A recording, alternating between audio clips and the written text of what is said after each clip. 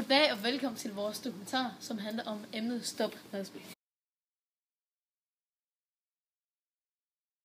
Ja, vi har en app inde på det der Google Plays, halløjse, hvor man går ind og finder det, hvor vi lægger links op med det.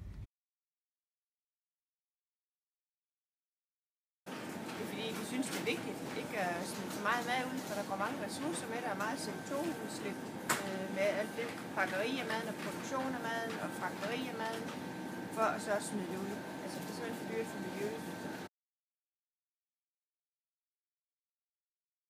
Ja, der er faktisk rigtig mange, der godt kan lide at gå ind og kigge på den og få det, komme ned og finde de varer, de kan få i tilbud.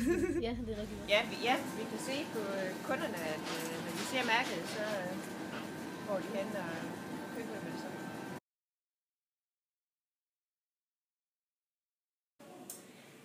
Personligt synes jeg, det er ærgerligt, at der går så meget mad til spilde. Og jeg synes faktisk, det er en god idé, at supermarkedet begynder at sætte det lidt mindre ned, så at dem, der har lyst til at købe det, kan få lov til det.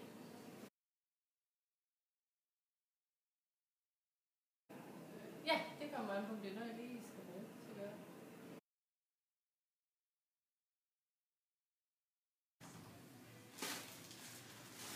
Hvad laver du? Smid min mad ud. Hvorfor? Jeg kan lide hamburg. Hvorfor smider du så ikke hamburgen ud? Jeg vil ikke røre ved det. Så giv det til en af dine venner. Jeg har ingen venner.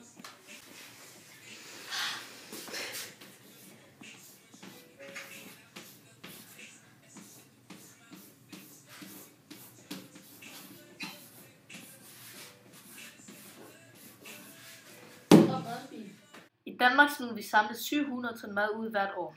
I verden bliver der i alt smidt 1,3 milliarder ton mad ud hvert år. Det mad, vi går og smider ud hver dag, er nok mad til, at 3 millioner mennesker kan få mad resten af livet. Hver person i Danmark smider 668 kilo mad ud om året, og det bringer Danmark på en anden plads over landet, der smider mest mad ud.